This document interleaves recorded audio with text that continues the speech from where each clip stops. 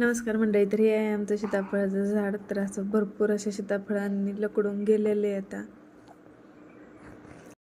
तर आमची इशू आलेली आहे सीताफळ तोडून आत्यासोबत जाऊन.